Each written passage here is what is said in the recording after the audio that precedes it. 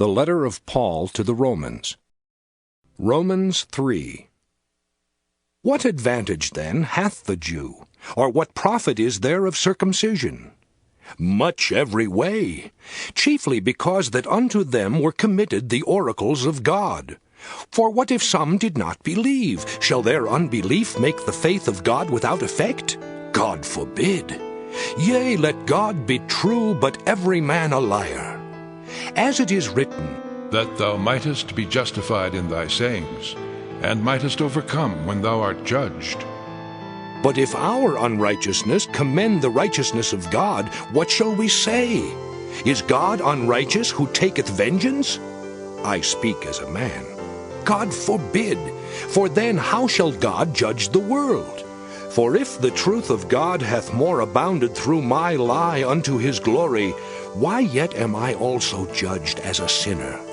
And not rather as we be slanderously reported, and as some affirm that we say, let us do evil that good may come, whose damnation is just.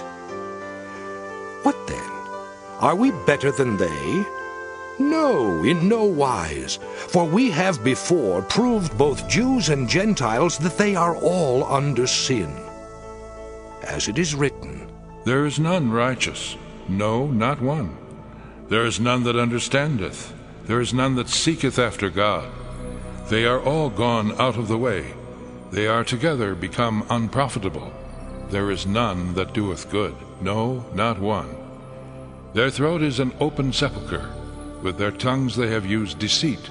The poison of asps is under their lips, whose mouth is full of cursing and bitterness. Their feet are swift to shed blood.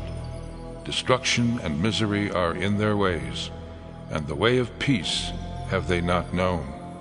There is no fear of God before their eyes. Now we know that what things soever the law saith, it saith to them who are under the law, that every mouth may be stopped, and all the world may become guilty before God.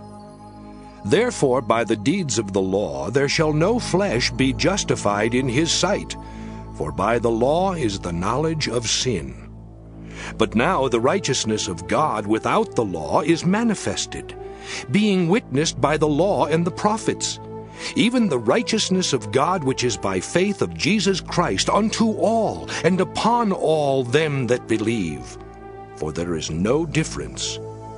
For all have sinned and come short of the glory of God, being justified freely by his grace through the redemption that is in Christ Jesus, whom God hath set forth to be a propitiation through faith in his blood, to declare his righteousness for the remission of sins that are past through the forbearance of God.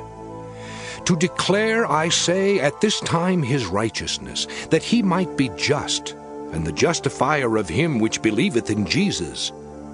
Where is boasting then? It is excluded. By what law? Of works? Nay, but by the law of faith. Therefore we conclude that a man is justified by faith without the deeds of the law. Is he the God of the Jews only? Is he not also of the Gentiles? Yes, of the Gentiles also. Seeing it is one God which shall justify the circumcision by faith and uncircumcision through faith. Do we then make void the law through faith? God forbid. Yea, we establish the law.